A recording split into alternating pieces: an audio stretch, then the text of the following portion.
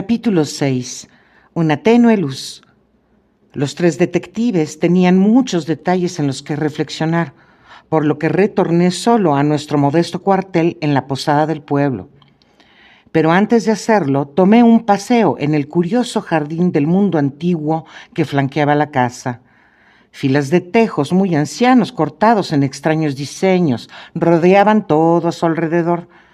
Dentro había un bello ámbito de césped con un viejo reloj de sol, dando un efecto tan aliviante y descansado que fui bienvenido por mis nervios alterados. En la profunda y pacífica atmósfera uno puede olvidar o recordar solamente como una fantasiosa pesadilla ese oscuro estudio con la extendida y ensangrentada figura en el piso. Y aún así, yo mientras vagabundeaba por ahí y trataba de empapar mi alma en ese suave bálsamo, un singular incidente aconteció, lo que me trajo de vuelta a la tragedia y dejó una siniestra impresión en mi mente. He dicho que una decoración de tejos circundaba el jardín. En el final más alejado de la casa se engrosaban en una continua barrera. Al otro lado de este vallado, oculto de los ojos de cualquiera acercándose desde la casa, había un asiento de piedra. Mientras me acercaba al sitio, distinguí voces, algunos comentarios en los tonos graves de un hombre, replicados por un pequeño murmullo de risa femenina. Un instante después había llegado al final de la barrera y mis ojos divisaron a Miss Douglas y al hombre Barker, sin que se dieran cuenta de mi presencia. Su apariencia me provocó asombro. En el comedor había sido modesta y discreta. Ahora toda presencia de dolor se había alejado de ella. Sus ojos brillaban con la alegría de vivir y su cara se estremecía con gozo a las palabras de su compañero. Él se había sentado hacia adelante con sus manos apretadas y sus antebrazos en sus rodillas con una demostrativa sonrisa en su audaz y atractivo rostro. En un instante, pero fue uno que llegó demasiado tarde, volvieron a ponerse sus solemnes máscaras, a la vez que mi figura entraba en su vista. Una palabra apurada o dos se pasaron entre sí, y tras ello Barker se levantó y vino hacia mí. «Excúseme, señor», refirió, «pero me estoy dirigiendo al doctor Watson». Le hice una reverencia con una frialdad que mostraba, puedo decirlo, muy claramente la impresión que se había producido en mi mente. «Pensamos que tal vez era probablemente usted, pues su amistad con Mr. Sherlock Holmes es muy conocida. ¿Le importaría venir y hablar con Miss Douglas un instante?» Lo seguí con una rigurosa cara. Muy claramente en mi mente podía ver a esa figura destrozada en el piso. Y aquí, pocas horas después de la tragedia, estaban su esposa y su amigo más cercano riéndose detrás de un arbusto en el jardín que había sido suyo. Saludé a la señora con reserva.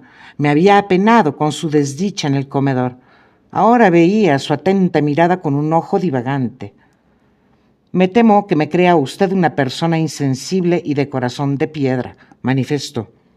Me encogí de hombros. «No es mi asunto», alegué. «Quizás algún día me haga justicia, si solo supiera». «No hay necesidad de que el doctor Watson sepa nada», interrumpió Barker rápidamente. «Como él mismo dijo, este no es un posible asunto suyo». «Exacto», repliqué, y siendo así, les pediría que me permitan proseguir con mi caminata. «Un momento, doctor Watson», gritó la mujer con una voz suplicante. «Hay una pregunta que me puede contestar con más autoridad que nadie en el mundo y podría hacer una gran diferencia para mí. Conoce a Mr. Holmes y sus relaciones con la policía mejor que nadie. Suponiendo que un suceso fuese llevado confidencialmente a su conocimiento, ¿es absolutamente necesario que se lo pase a los detectives?» «Sí, eso es», añadió Barker ansiosamente. «¿Está por sí mismo o está completamente con ellos?» Realmente no sé si pueda ser justificado al discutir sobre este punto. «Le ruego, le imploro que lo haga, doctor Watson. Le aseguro que nos estará ayudando. Me estará ayudando de gran manera si nos guía en ese punto». Hubo un tono tal de sinceridad en la voz de la mujer que por un instante me olvidé todo acerca de su levedad y me vi movido a cumplir su deseo. Mr. Holmes es un investigador independiente, contesté. Es su propio superior y actuaría de acuerdo a como su propio juicio se lo indique. Al mismo tiempo, naturalmente siente lealtad hacia los oficiales que le están trabajando en el mismo caso y no les ocultaría nada que les pueda ayudar en entregar al criminal a la justicia.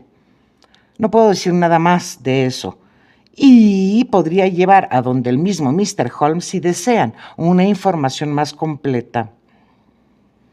Diciendo esto, cogí mi sombrero y regresé a mi camino, dejándolos detrás de esa barrera ocultadora. Miré hacia atrás mientras rodeaba el final de esta y vi que aún hablaban muy encarecidamente. Y como me estaban observando, era obvio que era nuestra entrevista el objeto de su debate. No deseo ninguna de sus confidencias, explicó Holmes cuando le reporté lo que había ocurrido. Había pasado toda la tarde en Manor House en consulta con sus dos colegas y regresando alrededor de las 5 con un voraz apetito por un té cargado que le había ordenado. Sin confidencias, Watson, porque son poderosamente embarazosas si llegamos a un arresto por conspiración y asesinato. ¿Cree que se llegará a eso? Estaba en su más jovial y vivo humor. Mi querido Watson, cuando haya exterminado a esta cuarta postura, deberé estar listo para ponerlo al corriente de toda la situación. No digo que la hayamos desentrañado, estamos lejos de ellos, pero cuando hayamos rastreado la pesa de gimnasia perdida, ¡la pesa! Cielos, Watson, ¿es posible que no haya penetrado el hecho de que el caso depende de la pesa perdida? Bueno, no debe deprimirse. Entre nosotros, no creo que ni el inspector Mack ni el excelente profesional local hayan divisado la gigantesca importancia de este incidente. Una pesa, Watson. Considere un atleta con una pesa. Imagínese el desarrollo unilateral. El inminente peligro de una curvatura espinal. Impactante, Watson, impactante. Se sentó con su boca llena de tostada y sus ojos centelleando con malicia, observando mi embrollo intelectual. La simple vista de excelente apetito era una certeza de su acierto, porque tenía muy claras memorias de días y noches sin una pizca de comida.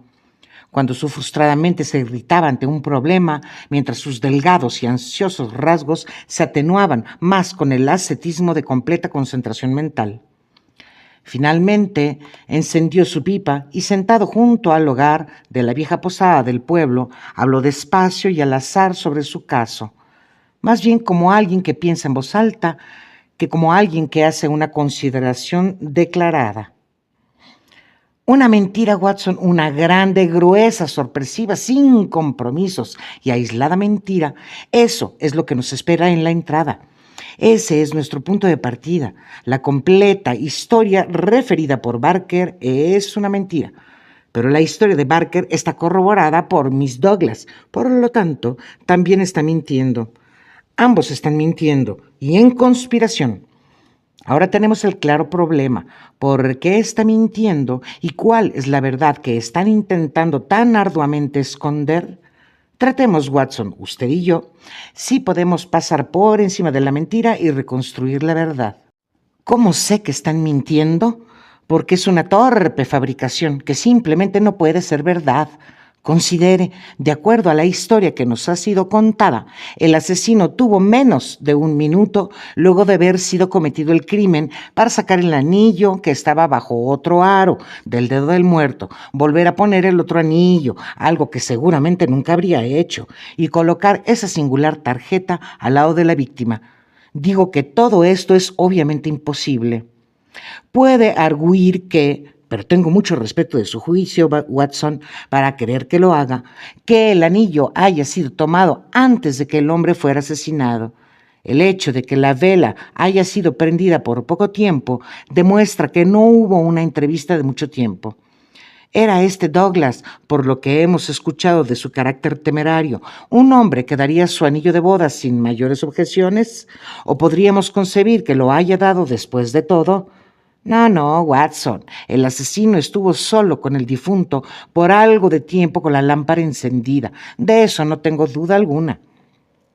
Pero el tiro fue aparentemente la causa de la muerte. Por consiguiente, este debió ser disparado un poco antes de lo que nos dijeron. No debe haber error en ello. Estamos en presencia así de una deliberada conspiración de parte de las dos personas que oyeron la explosión, del hombre Barker y la mujer Douglas. Cuando encima de todo esto puedo demostrar que la marca de sangre en el umbral de la ventana fue puesto a propósito por Barker para dar una falsa pista a la policía, admitirá que el caso crece más siniestro para él. Ahora nos preguntamos a qué hora el asesinato realmente ocurrió. A las 10:30, los sirvientes se movían por toda la casa. Ciertamente no fue antes de ese tiempo. A 11:15, todos se habían ido a sus cuartos, con la excepción de Ames, quien estaba en la despensa. He estado haciendo algunos experimentos después de que nos dejó esta tarde y me di cuenta de que ningún sonido que MacDonald haya hecho en el estudio pudo penetrar hacia mí hasta la despensa con todas las puertas cerradas. Es distinto, no obstante, desde la habitación del ama de llaves. No está muy lejos del corredor y desde ahí pude vagamente oír un ruido cuando era lo suficientemente fuerte. El sonido de una escopeta es un poco amortiguado cuando la descarga es a corta distancia, como indudablemente es en este suceso. No era muy fuerte, pero en el silencio de la noche pudo fácilmente haber penetrado a la alcoba de Miss Allen. Ella es, como nos ha dicho, algo sorda, pero sin embargo ella mencionó en su testimonio que sí oyó algo, como un portazo media hora antes de que se diera la alarma. Media hora antes que nos sonase la alarma sería 11:15. No tengo duda de que lo que escuchó fue el ruido del arma y que fue el verdadero momento del homicidio. Si es así, debemos determinar ahora qué es lo que Mr. Barker y Miss Douglas, asumiendo que no son los verdaderos asesinos, podrían haber estado haciendo desde 11:15, cuando el sonido del disparo los llevó abajo, hasta las 11:15, cuando dieron un campanillazo para convocar a los sirvientes. ¿Qué estaban haciendo? ¿Y por qué no dieron instantáneamente la alarma? Esa es la pregunta con la que nos confrontamos y que cuando sea respondida seguramente hayamos apartado algo de peso del problema. Estoy convencido, afirmé, de que hay un entendimiento entre ambas personas. Debe ser una criatura sin corazón para sentarse a reír con una broma a pocas horas del crimen de su esposo. Exacto. No destaca como una esposa, incluso en su propio relato de lo que ocurrió.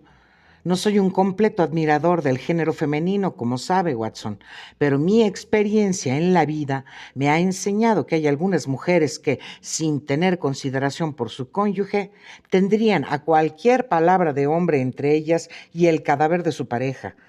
Si me casara alguna vez, Watson, esperaría inspirar a mi esposa un sentimiento tal que le provenga ser ganada por mi casero cuando mi cuerpo aún yazca a pocas yardas de ella.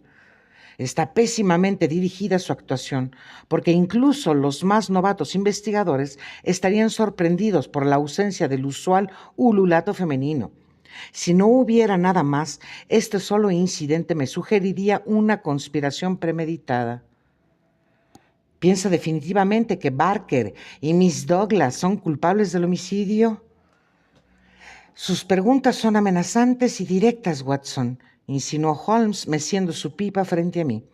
Vienen hacia mí como balas. Si dice que Miss Douglas y Barker conocen la verdad del crimen y están conspirando para ocultarla, puedo darle una respuesta con toda mi intuición. Estoy seguro que lo hacen, pero su proposición tortuosa no está muy lúcida. Por un momento consideremos las dificultades que hay en el camino. Suponemos que esta pareja está unida por los lazos de un amor pecaminoso y que han determinado deshacerse del hombre que se pone en medio. Es una peligrosa suposición, porque una discreta pesquisa entre los sirvientes y demás han fallado en corroborarla. Por el contrario, hay una gran evidencia de que los Douglas estaban muy unidos el uno del otro. Eso, estoy seguro, no puede ser verdad, interrumpí recordando la bella cara sonriente en el jardín.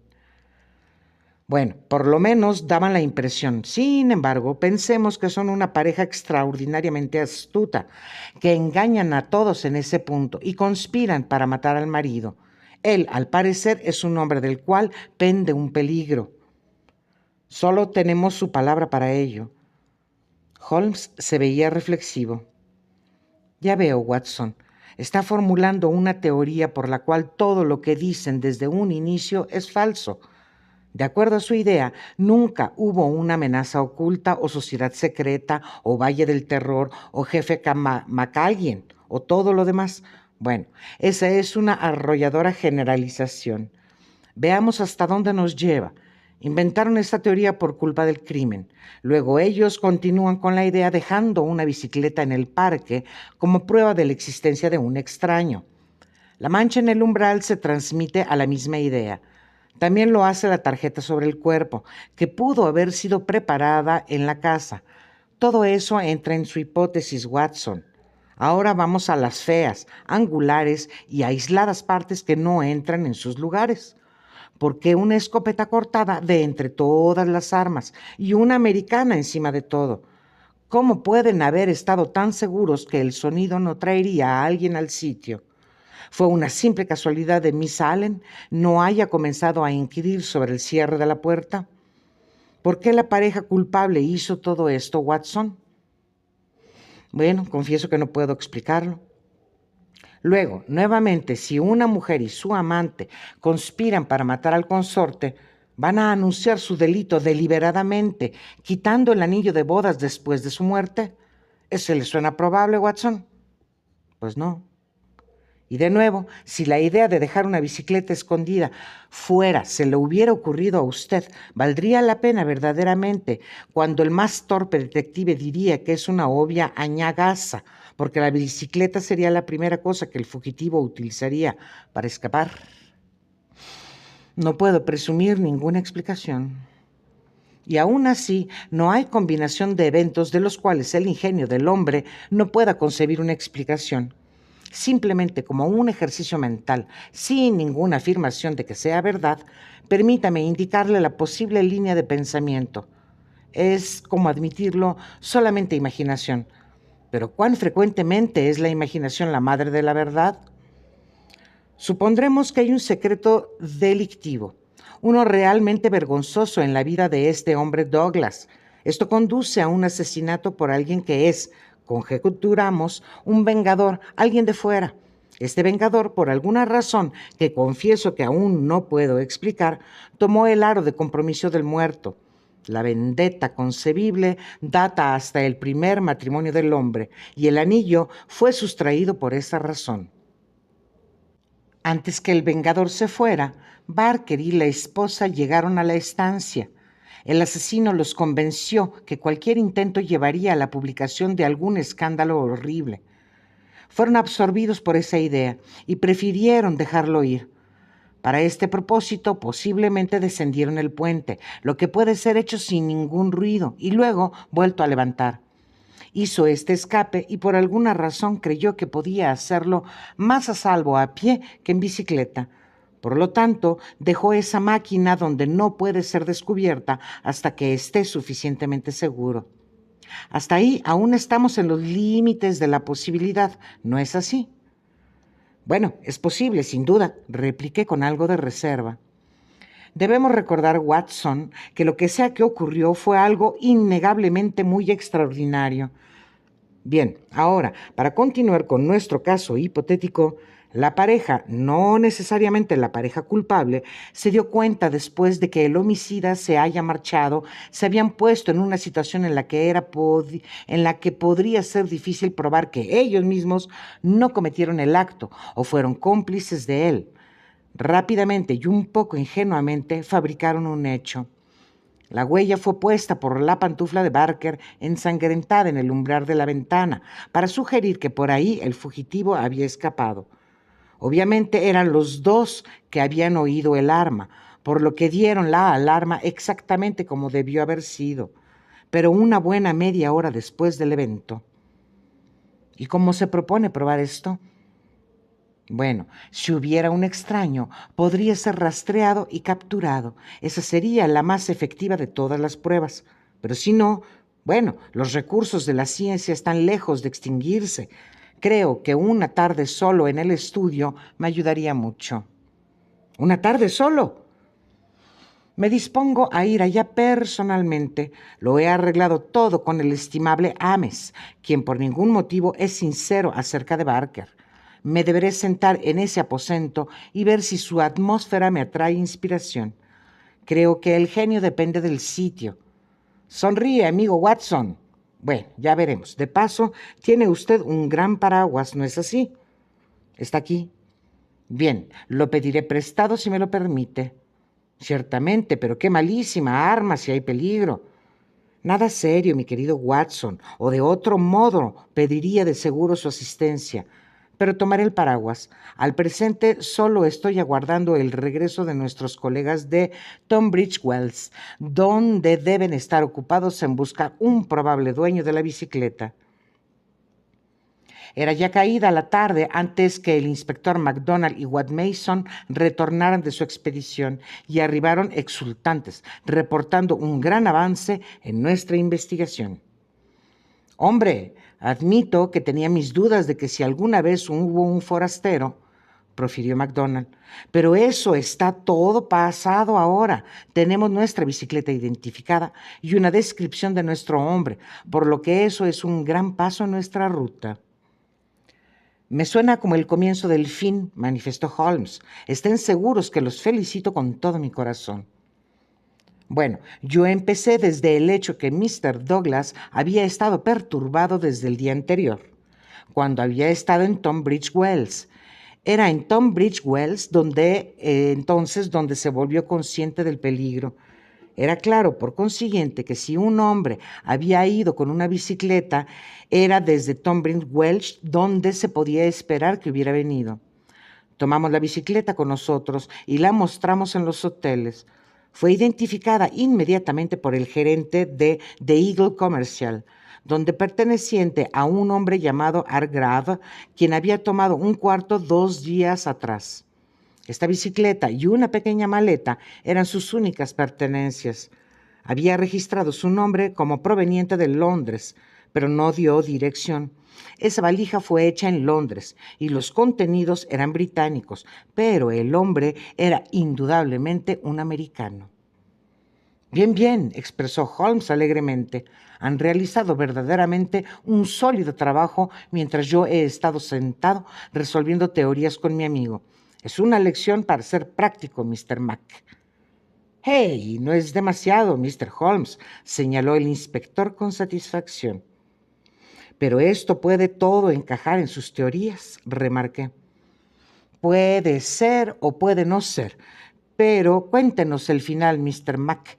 ¿No había nada para identificar a este hombre?» Tan poco que era evidente que se había guardado cuidadosamente de toda identificación. No había papeles, ni cartas, ni marcas en las ropas. Un mapa cíclico del condado yacía en la mesa del dormitorio. Dejó el hotel ayer en la mañana con su bicicleta y nada más fue oído sobre él hasta nuestras indagaciones. «Eso es lo que me desconcierta», declaró White Mason.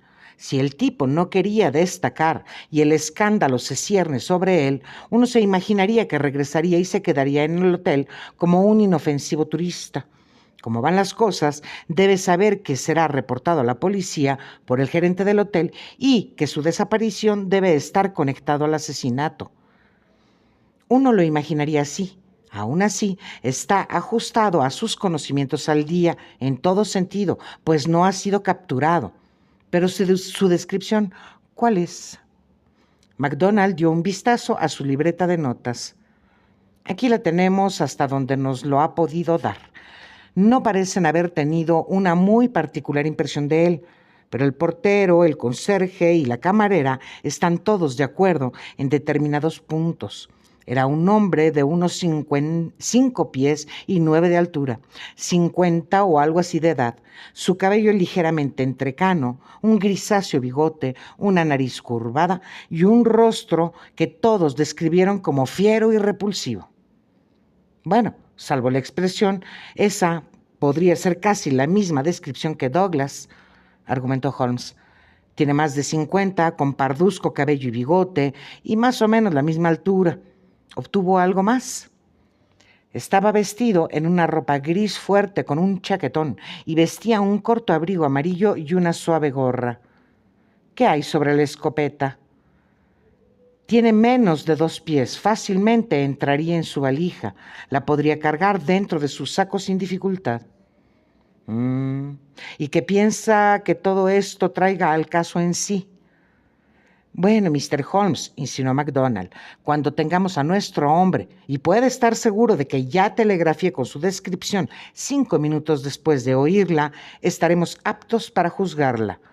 Pero, incluso como se sostiene, hemos ya recorrido un largo trecho. Sabemos que un americano que se llama a sí mismo Hargrave fue a Tunbridge Wells hace 2 días con una bicicleta y una maleta. En la última había una escopeta aserrada, por lo que vino con el propósito deliberado del crimen. Ayer en la mañana partió para este lugar con su bicicleta, con su arma escondida en su abrigo. Nadie lo vio llegar hasta donde sabemos, pero no necesitó pasar por la villa para llegar a las puertas de la mansión. Y hay muchos ciclistas por la ruta. Presumiblemente ocultó su bicicleta entre los laureles donde después fue hallada. Y posiblemente acechó desde ahí, con sus ojos a la casa, esperando que Mr. Douglas saliese. La escopeta era una extraña arma para usar dentro de la morada, pero tenía intención de usarla afuera, y ahí tenía grandes ventajas, porque sería imposible fallarle, y el sonido de disparos es tan común en un vecindario deportivo inglés que ningún aviso sería dado. Eso está muy claro, apuntó Holmes. Bueno, Mr. Douglas no apareció. ¿Qué hacer por consiguiente? Dejó su bicicleta y se acercó hacia la vivienda en el crepúsculo. Halló el puente abajo y nadie alrededor. Tomó su oportunidad, intentando sin duda dar alguna excusa si se interceptaba con alguien. No lo hizo. Se deslizó al primer cuarto que vio y se encubrió detrás de la cortina. Ahí vio que el puente levadizo se elevaba y supo que su única escapatoria era a través del foso. Esperó hasta las 11:15, cuando Mr. Douglas, en su usual ronda nocturna, entró al recinto. Le disparó y escapó, como lo dispuso. Estaba seguro que la bicicleta sería descrita por la gente del hotel y usada como una prueba en su contra, así que la dejó allí, su camino por otros medios a Londres o a cualquier otro lugar seguro de escondite que haya previsto. ¿Cómo está eso, Mr. Holmes? Bien, Mr. Mac, está muy bueno y muy claro hasta dónde llega. Ese es su final de la historia. Mi final es que el delito fue cometido media hora antes de lo reportado, que Miss Douglas y Barker conspiran para tapar algo, que ellos facilitaron el escape del asesino, o por lo menos que llegaron al cuarto antes de que escapase, y que fabricaron evidencias de su fuga por la ventana, y que en toda probabilidad lo dejaron ir al descender el puente. Esa es mi lectura de la primera mitad. Los 2 detectives sacudieron sus cabezas. Bien, Mr. Holmes, si es verdad, solamente caemos de un misterio a otro, gruñó el inspector de Londres. Y en cierta forma, uno peor, añadió White Mason. La señora nunca ha estado en América en toda su vida. ¿Qué posible conexión podría ella tener con un asesino americano que causara que lo resguarde? Libremente admito las dificultades, contestó Holmes. Me he propuesto hacer una investigación por mi cuenta esta noche, y es posible que pueda contribuir con algo a esta causa común. ¿Lo podemos ayudar, Mr. Holmes? No. La oscuridad y el paraguas del doctor Watson, mis requerimientos son simples. Y Ames, el fiel Ames, sin duda que me brindará ayuda. Todas mis líneas de pensamiento me dirigen invariablemente a una pregunta básica. ¿Por qué un hombre atlético debería desarrollar su contextura con un instrumento tan innatural como una sola pesa de gimnasia? Era ya tarde de aquella noche cuando Holmes regresó de su solitaria excursión. Dormíamos en un cuarto con 2 camas, que era lo mejor que esa posada del campo nos podía dar. Estaba ya dormido cuando fui despertado en parte por su ingreso. «Bueno, Holmes», murmuré, «¿ha descubierto algo?». Permaneció junto a mí en silencio, con la vela en su mano. Entonces la alta y reclinada figura se volvió hacia mí.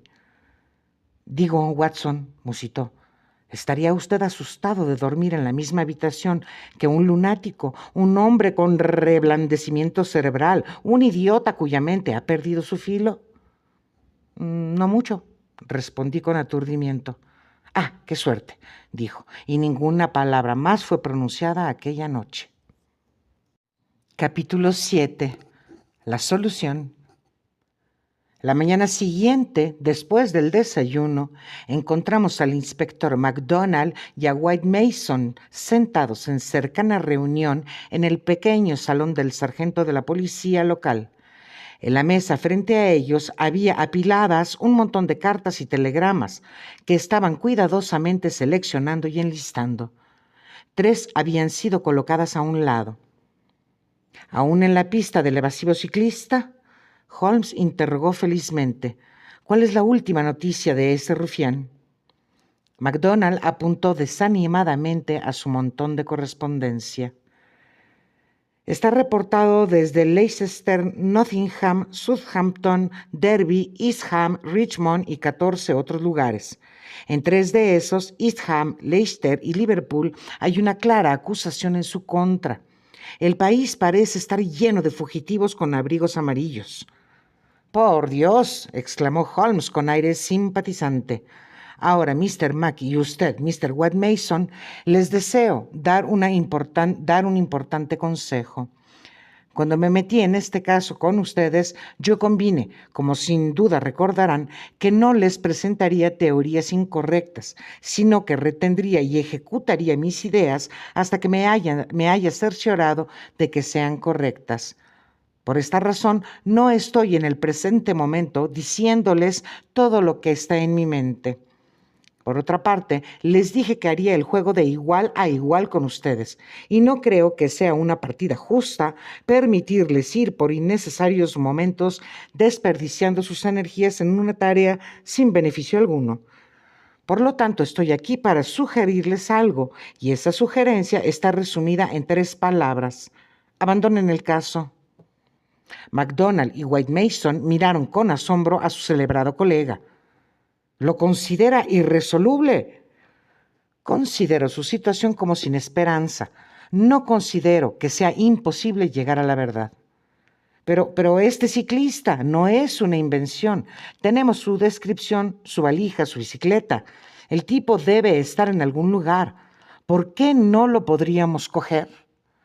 «Sí, sin duda que está por algún lugar y sin duda que lo cogerán, pero no haré que gasten sus energías en Eastham o Liverpool. Estoy seguro de que podemos hallar un pequeño atajo para el resultado». «Está reteniendo algo. Eso no es nada justo, Mr. Holmes». El inspector estaba molesto. «Conoce mis métodos de trabajo, Mr. Mac, pero lo contendré por el menor tiempo posible. Solo deseo verificar mis detalles en un sentido, lo que puede ser prontamente hecho, y luego me despediré y me iré a Londres, dejando mis resultados completamente a su servicio. Les debo demasiado de su actitud, porque en toda mi experiencia no puedo recordar un estudio más singular e interesante». «Esto es honestamente más allá de mi percepción, Mr. Holmes. Lo vimos cuando retornamos de Tunbridge Wells anoche y estaba en acuerdo general con nuestros resultados. ¿Qué ha sucedido desde entonces que le ha dado una completamente nueva idea del caso?» «Bueno, ya que me pregunta, pasé, como les dije que lo haría, algunas horas la última noche en Manor House». «Bien, ¿y qué ocurrió?» «Ah, solamente les puedo dar una respuesta muy general por el momento. De paso, he estado leyendo una corta pero muy interesante reseña de la vieja mansión, comprable por la modesta suma de un penique al tabaquero local. Holmes sacó un pequeño folleto adornado por el tosco grabado de la antigua Manor House de su chaleco. Inmensamente añade entusiasmo a la investigación, mi querido Mr. Mac, cuando uno está en consciente armonía con la atmósfera histórica de los alrededores locales. No me mire tan impacientemente, le aseguro que incluso tan escueta referencia como esta hace rememorar una imagen del pasado en la mente de uno. Permítanme darles un ejemplo. Erigida en el 5º año de Jacobo I y hecha encima de un edificio más viejo, Manor House de Birlstone presenta uno de los mejores ejemplos sobrevivientes de las residencias jacobinas rodeadas con un foso. Nos está haciendo unos tontos, Mr. Holmes. Tonterías, tonterías, Mr. Mac, el primer signo de mal genio que he notado en usted. Bueno, no lo leeré palabra por palabra, ya que se siente tan irritable por el tema. Pero cuando le digo que hay ciertas crónicas respecto al arrendamiento del lugar por un coronel del Parlamento en 1644, del escondite de Carlos por varios días durante el curso de la Guerra Civil y finalmente de la visita a aquí por el segundo Jorge, admitirá que hay varias asociaciones de interés con esta vieja casona. No lo dudo, Mr. Holmes, pero ese no es asunto nuestro. ¿No lo es? ¿No lo es? Visión ancha, mi querido Mr. Mac, es una de las esenciales en nuestra profesión. La reciprocidad de ideas y el oblicuo uso del saber son comúnmente de extraordinario interés. Excusará estos reparos de alguien que, aunque es un simple conocedor del crimen, es un poco mayor y tal vez más experimentado que usted. Soy el primero en admitirlo, afirmó el detective cordialmente. Llega al punto, lo reconozco, pero tiene una muy extravagante manera de conseguirlo. Bueno, dejaré la historia pasada y me dirigiré a los hechos del presente. Hice una visita la noche pasada, como se los había mencionado, a Manor House. No vi ni a Barker ni a Miss Douglas. No tuve necesidad de disturbarlos, pero me sentí a gusto al escuchar que la señora no estaba visiblemente lánguida y que participaba en una excelente cena. Mi visita se la debo especialmente al buen Mr. Ames, con el cual intercambié palabras amistosas que culminaron permitiéndome, sin dar noticia a nadie, sentarme solo por un tiempo en el estudio. ¿Qué? ¿Con eso? Prorrumpí. No, ahora está todo en orden. Dio permiso para ello. Mr. Mac, como me fue informado, la estancia estaba en su estado normal y en ella pasé un instructivo cuarto de hora. ¿Qué estuvo haciendo? Bueno, para no hacer un misterio de tan simple cuestión, estuve buscando por la pesa de gimnasia perdida. Siempre ha ocupado un prominente lugar en mi propia estimación del caso. Terminé encontrándola. ¿Dónde? Ah, ahí vamos al borde de lo inexplorado. Permítame ir un poco lejos, un poco más lejos, y les prometo que compartiré todo lo que sé. Bueno, estamos obligados a aceptar sus propios términos, opinó el inspector. Pero cuando nos dice que abandonemos el caso, ¿por qué, en nombre de todos los dioses, debemos abandonar el caso? Por la simple razón, mi querido Mr. Mac, que no tiene la principal idea de lo que está investigando. Estamos investigando el asesinato de Mr. John Douglas de Birlstone Manor. Sí, así lo están haciendo. Pero no se molesten en seguir al misterioso caballero sobre la bicicleta. Les aseguro que eso no les ayudará. Entonces, ¿qué nos sugiere hacer? Les diré exactamente lo que tienen que hacer si están dispuestos a hacerlo. Bueno, me veo impuesto a decir que siempre he hallado una razón detrás de sus raros métodos. Haré lo que indique. ¿Y usted, Mr. White Mason? El detective del campo miró como pidiendo ayuda a uno y a otro lado. Holmes y su sistema eran nuevos para él. Bueno, si es suficientemente bueno para el inspector, es suficientemente bueno para mí, pronunció por fin. ¡Capital!, exclamó Holmes. Bien, entonces les recomendaré una sana y alegre caminata campestre a los dos. Me han dicho que las vistas desde Bristol Ridge a toda la campiña son muy impresionantes. Sin duda que el almuerzo puede ser efectuado en alguna hostelería apropiada, aunque mi ignorancia del campo me impide recomendarles una. En la tarde, ya cansados pero contentos. ¡Hombre! Esto es pasarse de la raya, gritó MacDonald, elevándose furiosamente de su silla. Bueno, pasen el día como gusten, manifestó Holmes, dándole palmaditas alegremente en el hombro. Hagan lo que quieran y vayan a donde quieran, pero reúnanse conmigo antes del crepúsculo sin falta, Mr. Mac. Eso suena más cuerdo. Todo lo que dije fue un excelente consejo, pero no insisto, siempre y cuando estén aquí cuando los necesite. Pero ahora, antes de partir, quiero que escriba una nota a Mr. Barker. ¿Y bien? Se la dictaré si prefiere. ¿Listo? Querido señor, me ha acometido la idea de que es nuestro trabajo drenar el foso esperando poder encontrar algo. Es imposible, informó el inspector. Ya he hecho una investigación allí. Basta, mi querido señor. Por favor, haga lo que le pido.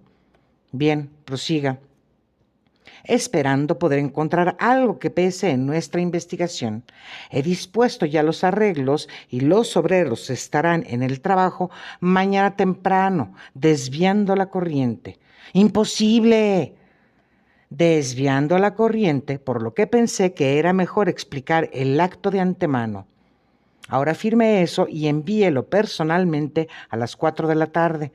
A esa hora nos volveremos a encontrar en esta habitación. Hasta eso podemos hacer lo que a cada uno nos plazca, por lo que puedo asegurarle que esta investigación ha llegado a una pausa definitiva. La tarde se estaba dibujando cuando nos volvimos a juntar. Holmes estaba de modales serios, muy curiosos, y los detectives estaban obviamente críticos y enfadados. Bien, caballeros, apuntó mi amigo, les estoy pidiendo ahora que dejen el resto de la prueba a mí y juzgarán por ustedes mismos si las observaciones que hago justifican las conclusiones a las que he llegado. Es una fría tarde y no sé cuánto tiempo podría durar nuestra expedición. Por eso les ruego que vistan sus sacos más abrigadores. Es de principal importancia que estemos en nuestros puestos antes de que se haga más oscuro. Así que, con su permiso, empezaremos de inmediato. Pasamos a través de los límites exteriores del parque de Manor House hasta que llegamos a donde había un hueco en las rejas que lo cercaban. Por esta nos deslizamos y luego, en la lóbrega cuesta, seguimos a Holmes hasta que llegamos a un arbusto que yacía cercanamente opuesto a la entrada principal y el puente levadizo. Este último no había sido elevado. Holmes se agachó detrás del escondite de laureles y nosotros tres seguimos su ejemplo. Bien, ¿qué es lo que vamos a hacer ahora?, interrogó MacDonald con algo de aspereza. Mantener pacientes nuestras almas y hacer el menor ruido posible, Holmes respondió. ¿Para qué estamos aquí después de todo? Realmente pienso que nos debería tratar con mayor franqueza. Holmes se rió. Watson insiste en que soy un dramaturgo en la vida real, alegó. Un toque de artista está recóndito dentro de mí y me llama insistentemente a una representación bien escenificada. Ciertamente nuestra profesión, Mr. Mac, sería una monótona y sórdida si algunas veces no hiciéramos una escena para glorificar nuestros resultados. Abrupta acusación, el brutal palmazo en el hombro. ¿Qué puede sacar uno de dicho denouement? En cambio, la inferencia veloz, la sutil trampa, el inteligente pronóstico de los próximos acontecimientos, la triunfante vindicación de audaces teorías, ¿no son estos el orgullo y la justificación de nuestro trabajo en la vida? En el presente momento, usted se emociona con el encanto de la situación y la anticipación de la caza. ¿Dónde estaría esa fascinación si yo hubiera sido tan exacto como un horario? Solo le pido un poco de paciencia, Mr. Mac, y todo estará claro para usted. Bueno, espero que el orgullo y la justificación y todo lo demás venga antes de que nos muramos de frío, arguyó el detective de Londres con cómica resignación. Teníamos todos buenas razones para unirnos a la aspiración, pues nuestra vigilia era una larga y amarga. Lentamente las sombras se oscurecieron sobre la larga y sombría fachada de la antigua casa. Un helado y húmedo vapor desde el foso nos congelaba hasta los huesos y hacía temblar nuestros dientes. Había una única lámpara sobre la entrada y un firme globo de aire en el estudio fatal. Todo lo demás estaba oscuro y quieto. ¿Cuánto tiempo esto va a durar?, preguntó el inspector finalmente. ¿Y qué es eso que estamos vigilando? No tengo ninguna noción de cuánto tiempo durará, Holmes respondió con rigidez. Si los criminales establecieran su itinerario como los trenes, seguramente sería más conveniente para nosotros. Y con respecto a qué es eso eso es lo que estamos vigilando. Mientras hablaba, la brillante y amarilla luz fue oscurecida por alguien pasando delante y atrás de ella. Los laureles en los cuales permanecimos estaban inmediatamente opuestos a la ventana y a no más de 100 pies de ella. Se abrió de par en par con un quejido de bisagra y pudimos penosamente ver la oscura silueta de la cabeza y hombros de un hombre mirando hacia afuera de las sombras. Por algunos minutos permaneció observando de manera furtiva y discreta, como uno que quiere estar seguro de que no es espiado. Luego se reclinó hacia adelante y en el intenso silencio percibimos el suave chapoteo de agua agitada. Parecía estar moviéndose por el foso con algo que sostenía en su mano. De pronto, súbitamente cogió de un porrazo algo, como un pescador lleva a tierra un pez, un grande y redondo objeto que ensombreció la luz mientras era arrastrado a través de la puerta-ventana. ¡Ahora!, gritó Holmes, ¡ahora! Todos estuvimos de pie tambaleándonos para cogerlo con nuestras entumecidas piernas, mientras corrimos rápidamente por el puente e hicimos sonar violentamente la campanilla. Hubo un chirrido de cerrojos desde el otro lado, y el sorprendido Ames permaneció parado en la entrada. Holmes lo apartó sin decir ni una palabra, y seguido por todos nosotros, se apresuró dentro del cuarto que había sido ocupado por el hombre que habíamos estado vigilando. La lámpara de aceite en la mesa representa el brillo que habíamos visto de afuera. Ahora estaba en la mano de Cecil Barker, que la sostenía hacia nosotros cuando entramos. Su luz brillaba sobre su fuerte, resoluta, afeitada cara y amenazantes ojos. «¿Qué diablos significa esto?», vociferó. «¿Qué están buscando después de todo?». Holmes dio un rápido vistazo a su alrededor y luego saltó hacia un mojado bulto atado junto a una cuerda que estaba metido debajo del escritorio. «Esto es lo que andamos buscando, ese fardo, cargado con una pesa que acaba de sacar del fondo del foso». Barker miró a Holmes con sorpresa en su rostro. «¿Cómo rayos supo de eso?», formuló. «Simplemente que yo lo coloqué ahí». «¿Lo puso ahí, usted?». «Quizás debería mejor decir, lo volví a colocar ahí», contestó Holmes. «Usted recordará, inspector MacDonald, que estuve agobiado por la ausencia de una pesa. Llevé su atención a ella, pero con la presión de los otros incidentes difícilmente tuvo tiempo para darle la consideración que le habría permitido obtener deducciones de ahí. Cuando hay agua cerca y una pesa está desaparecida, no es una remota suposición que algo ha sido hundido en el agua. La idea valía la pena ser probada. Así, con la ayuda de Ames, quien me admitió en el cuarto, y el gancho del paraguas del doctor Watson, fui capaz anoche de pescar e inspeccionar este bulto. Era de primera importancia, sin embargo, que estuviera apto de probar quién la colocó ahí.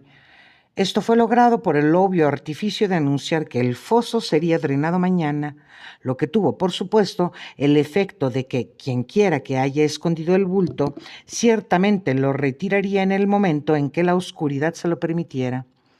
Tenemos nada menos que 4 testigos y también a quien tomó ventaja de la oportunidad. Y así, Mr. Barker, pienso que la palabra le pertenece ahora a usted». Sherlock Holmes dejó el fardo empapado sobre la mesa junto a la lámpara y deshizo el nudo que lo juntaba. De adentro extrajo una pesa, la cual aventó a su compañero en la esquina.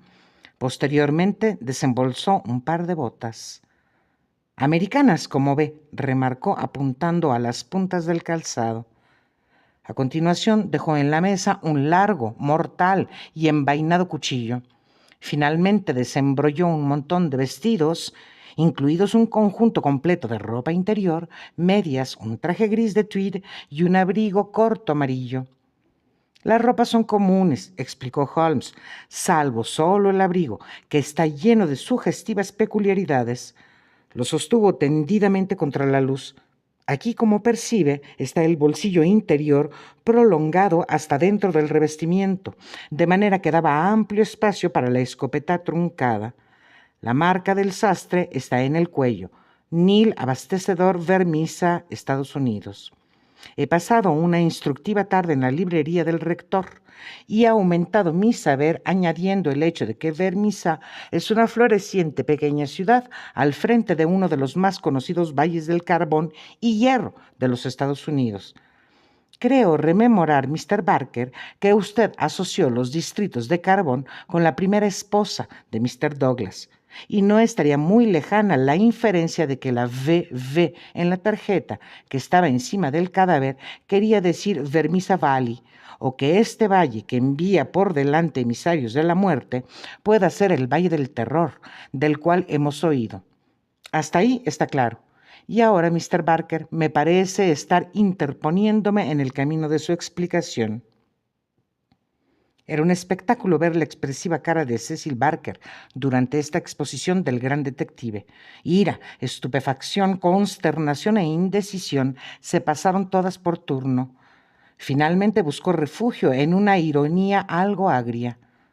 «Sabe, realmente bastante, Mr. Holmes. Quizás sería mejor que le dijéramos algo más», dijo con desprecio. «No dudo que nos pueda decir algo más, Mr. Barker, pero ¿le convendría a usted?» «Oh, lo piensa así, ¿no? Bueno, todo lo que sé es que si hay algún secreto aquí, no es mi secreto y no soy el hombre que lo revele». «Bien, si se apega a esa línea, Mr. Barker», interrumpió el inspector calmadamente, «debemos mantenerlo vigilado hasta que tengamos la autorización y lo arrestemos». «Pueden hacer su maldita gana sobre esto», exclamó Barker desafiante. Los procedimientos parecían haber llegado a un final definitivo hasta donde los veíamos, pues uno solo debía mirar ese rostro de granito para darse cuenta que ningún peine forte dur le obligaría a hablar contra su voluntad. El insuperable desacuerdo se rompió, no obstante, por la voz de una mujer. Miss Douglas había estado detenida oyendo y ahora entró al cuarto. «Ha hecho suficiente, Cecil», manifestó. «Lo que sea que venga en el futuro, ha hecho suficiente». «Suficiente y más que suficiente», exclamó Sherlock Holmes gravemente. «Tengo todas las simpatías con usted, madame, y le ruego con fuerza que tenga confianza en el sentido común de nuestra jurisdicción y llevar a la policía voluntariamente a su entera sinceridad. Puede ser que yo mismo esté en falta por no seguir la pista que me transfirió por medio de mi amigo el doctor Watson, pero en ese momento tenía todas las razones para pensar que estaba directamente conectada con el crimen. Ahora estoy seguro de que no es así. Al mismo tiempo, hay mucho que no ha sido explicado y le recomendaría verdaderamente que le pidiera a Mr. Douglas que nos cuente su propia historia». Miss Douglas dio un grito de desconcierto por las palabras de Holmes. Los detectives y yo debimos imitarlo cuando advertimos a un hombre que parecía haber emergido de la pared y avanzó desde las sombras de la esquina de las cuales apareció Miss Douglas y se volvió, y en un instante sus brazos estaban a su alrededor. Barker había asido su alargada mano. «Es mejor de esta manera, Jack», su esposa repitió. «Estoy segura de que será mejor». «Cierto sí, Mr. Douglas», insinuó Sherlock Holmes. «Estoy seguro que lo encontrará mejor». El hombre permaneció parpadeando, viéndonos con la deslumbrada mirada de alguien que pasa de la oscuridad a la luz. Era una asombrosa cara, osados ojos grises, un fuerte recortado y parduzco bigote, un cuadrado y proyectante mentón y una boca caprichosa. Nos dio una buena mirada a todos y luego, ante mi asombro, avanzó y me otorgó un montón de papeles. «He oído de usted», dijo en una voz que no era ni tan inglesa ni tan americana. sino juntas, suave y complaciente. Usted es el historiador de este grupo. Bueno, doctor Watson, nunca tuvo un relato tal como el que pasé a sus manos, y deposito hasta mi último dólar en eso. Cuéntelo a su manera, pero ahí están los hechos, y no puede perder público mientras tenga aquello. He estado encerrado 2 días y he usado las horas de la luz del día, tanta como pude obtener en esa ratonera, en poner el asunto en palabras. Ahí está la historia del Valle del Terror. Eso es el pasado, Mr. Douglas, detalló Sherlock Holmes quietamente. Lo que deseamos ahora es escuchar su narración del presente. Lo tendrá, señor. ¿Puedo fumar mientras hablo? Bien, gracias, Mr. Holmes. Es usted mismo un fumador, si mal no recuerdo, e imaginará lo que es estar 2 días sentado con tabaco en el bolsillo y estar asustado de que el olor lo delate.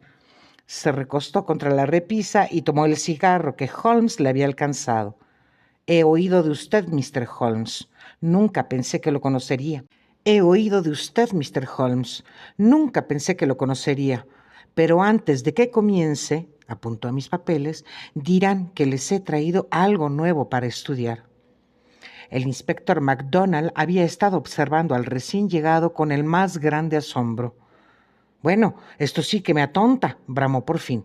Si es usted Mr. John Douglas de Bilston Manor, entonces la muerte de quién hemos estado investigando por estos 2 días y cómo demonios sale de la nada. Me pareció verlo venir del suelo como un muñeco de una caja sorpresa. Ah, Mr. Mac, agitando un dedo índice reprobatorio, usted no leyó esa excelente compilación local que describía el ocultamiento del rey Carlos. La gente no se escondía en esos días sin excelentes guaridas, y el escondrijo que fue usado una vez pudo ser usado nuevamente. Me había persuadido a mí mismo que deberíamos encontrar a Mr. Douglas bajo este techo. ¿Y cuánto tiempo ha estado usted jugando con ese truco, Mr. Holmes?, profirió el inspector furiosamente. ¿Cuánto tiempo nos permitió desgastarnos en una búsqueda que sabía que era absurda? Ni un solo instante, mi querido Mr. Mac. Solamente anoche formé mis vistas del caso y como no podían ser puestas a prueba hasta esta noche, lo invité a usted y a su colega a tomar un descanso durante el día. ¿Qué más podía hacer? Cuando hallé el montón de ropas en el foso, inmediatamente me vino a la mente que el cuerpo que habíamos encontrado no podría haber sido el de Mr. Douglas, sino el del ciclista de Tunbridge Wells. Ninguna otra conclusión era posible.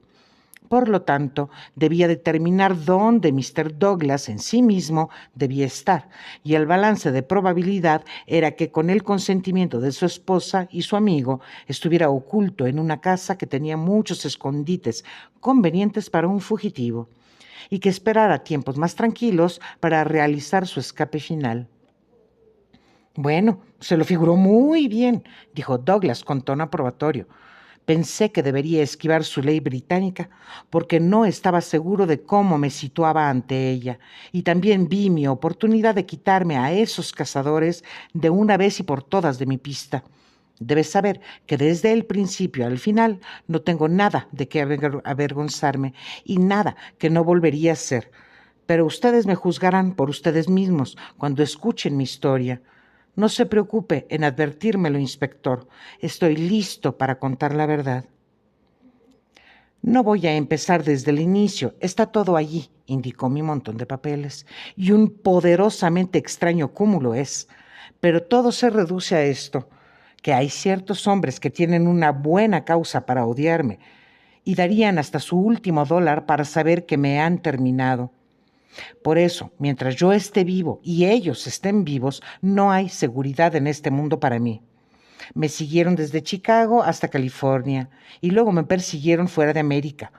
Pero cuando me casé y me establecí en este calmado lugar, pensé que mis últimos años los pasaría en paz. Nunca le expliqué a mi esposa cómo estaban las cosas.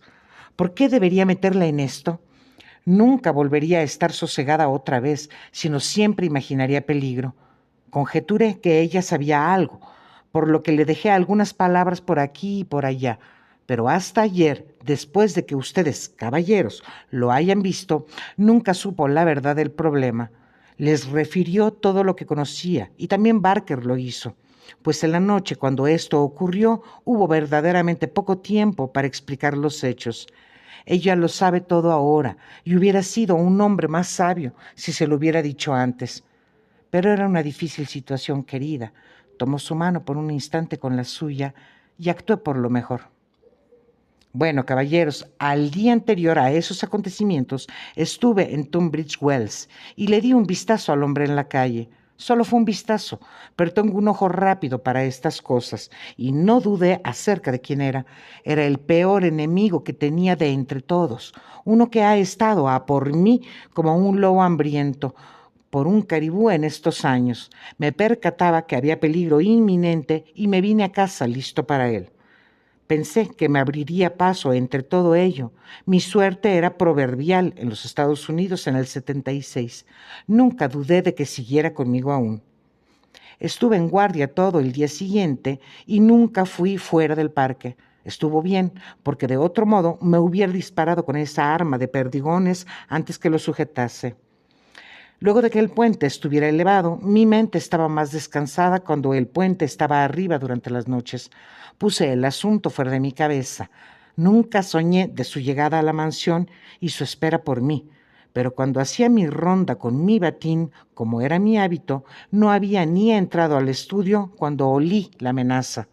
Aventuro que cuando un hombre ha vivido con riesgos toda su vida, y he tenido más que suficientes en mi existencia, hay una especie de sexto sentido que alza la bandera roja.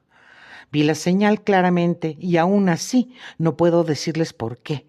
Al siguiente instante distinguí una bota bajo la cortina de la ventana y ahí evidentemente vi todo. Solo tenía la vela que estaba en mi mano, pero había una buena luz de la lámpara del vestíbulo a través de la puerta abierta. Dejé la vela y salté por el martillo que había abandonado en la mesilla. En ese momento se impulsó hacia mí. Vi el destello de un cuchillo y le fustigué con el martillo. Le di en alguna parte, pues el cuchillo tintineó en el piso. Me esquivó gracias a la mesa tan rápido como una anguila y un momento después había sacado su arma de su abrigo. Lo oí percutiéndola, pero la tenía agarrada antes de que pudiera disparar. La así por el cañón y la forcejeamos por un minuto o más. Era la muerte para el hombre que perdiera su empuñadura. Nunca perdió su asidero, pero retrocedió por un largo momento. Quizás fui yo quien jaló el gatillo. Tal vez la hiciéramos disparar entre los dos. De cualquier forma, le dieron los dos cañones en la cara, y allí estaba, observando todo lo que quedaba de Ted Baldwin. Lo había reconocido en el pueblo, y de nuevo cuando saltó hacia mí, pero su propia madre no lo reconocería como lo vi en ese instante. Estoy acostumbrado a fuertes trabajos, pero realmente me enfermé con la visión de él. Pendía de un lado de la mesa cuando Barker vino apresuradamente. Escuché a mi esposa viniendo y corrí a la puerta a detenerla. No era un espectáculo para una mujer. Prometí que regresaría con ella pronto. Le dije una palabra o dos a Barker, lo vio todo con una ojeada y esperamos que el resto viniera. Pero no había signos de ellos. Entonces entendimos que no habían oído nada y que todo lo sucedido era solo conocido por nosotros. Fue en ese instante que la idea vino a mí. Estaba verdaderamente deslumbrado por la brillantez de la misma. La manga del hombre estaba deslizada hacia arriba y ahí estaba la marca de la logia en su antebrazo. Vean esto. El hombre que conocimos como Douglas se quitó su propio abrigo y el puño de la camisa para mostrar un triángulo marrón con un círculo exactamente como el que habíamos visto en el cadáver. Fue la visión de eso lo que me impulsó en ella. Lo vi todo claro de una ojeada. Estaba a su altura, su cabello, su figura, casi la misma que la mía. Nadie podía identificar su rostro. Pobre diablo. Le saqué este juego de ropas y en un cuarto de hora Barker y yo lo habíamos puesto mi batín y yació tal y como lo encontraron. Amarramos todas estas cosas en un fardo y las hicimos pesar con la única pesa que pude encontrar y lo colocamos fuera de la ventana. La tarjeta que tenía pensado poner sobre mi cuerpo estaba junto al suyo. Mis anillos fueron puestos en su dedo, pero cuando llegamos al anillo de bodas, lo mostró en su musculosa mano, Pueden ver por ustedes mismos que llegué a mi límite. No me lo había quitado desde el día en que me casé y hubiera necesitado una lima para sacármelo. No sé, a todas luces, si hubiera debido separarme de él, pero aún así, si lo hubiera querido, no habría podido. Así que dejamos ese detalle para que se cuide por sí mismo. Por otra parte, llevé un poco de yeso y lo puse donde yo estaba en ese momento. Se tropezó ahí, Mr. Holmes, inteligente como usted mismo, pues si hubiera tenido la ocurrencia de sacar ese yeso, hubiera encontrado que no había corte bajo él. Bueno, esa era la situación. Si me podía ocultar por un momento y luego reunirme con mi viuda, tendríamos la oportunidad de vivir en paz por el resto de nuestras vidas. Estos demonios no me darían descanso mientras siguiera sobre la tierra, pero si veían en los periódicos que Baldwin había acabado con su hombre, habría un final para todas mis preocupaciones. No tenía mucho tiempo para exponerlo todo a Barker y a mi esposa, pero entendían lo suficiente para ayudarme. Sabía todo sobre este escondite, así también como Ames, pero nunca le entró en su cabeza conectarlo con el asunto. Me retiré a él y estaba en Barker a hacer el resto. Me imagino que se habrán imaginado lo que hizo. Abrió la ventana y diseñó la marca en el umbral para dar una idea de cómo el asesino había escapado. Era una exagerada orden aquella, pero como el puente estaba elevado, no había otra forma. Luego, cuando todo ya estaba arreglado, hizo sonar la campanilla porque él era responsable en la escena. Lo que aconteció después ya lo saben. Y así, caballeros, pueden hacer lo que les plazca, pero les he dicho la verdad y la pura verdad. Ayúdame, Dios. Lo que les pregunto ahora es cómo me mantengo frente a la ley inglesa. Hubo un silencio que fue roto por Sherlock Holmes. La ley inglesa es en el fondo una justa ley. No recibirá nada peor que lo que se merece por ello, Mr. Douglas. Pero me gustaría preguntar, ¿cómo este hombre supo que vivía aquí? ¿O cómo llegar hasta su casa? ¿O dónde esconderse para sorprenderlo? No sé nada de eso. La cara de Holmes estaba muy blanca y grave. La historia no está terminada, me temo, dijo. Podría encontrar peores peligros que la ley inglesa o incluso que sus enemigos de América. Veo problemas para usted, Mr. Douglas. Tome mi consejo y manténgase en guardia.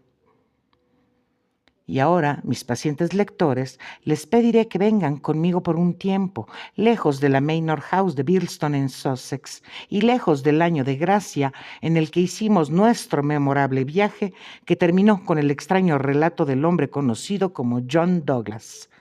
Les pido que regresen unos 20 años al pasado y al oeste unas miles de millas en espacio para contarles una narración singular y terrible, tan singular y terrible que juzgarán difícil de creer que tal y como lo cuento sucedió. No piensen que introduzco una historia antes de que otra sea finalizada. Mientras lean, se darán cuenta de que no es así. Y cuando hayan detallado aquellos distantes eventos y hayan resuelto esos misterios del pasado, nos encontraremos de nuevo en las habitaciones de Baker Street, donde esta, como otras muchas maravillosas aventuras, encontrarán su final.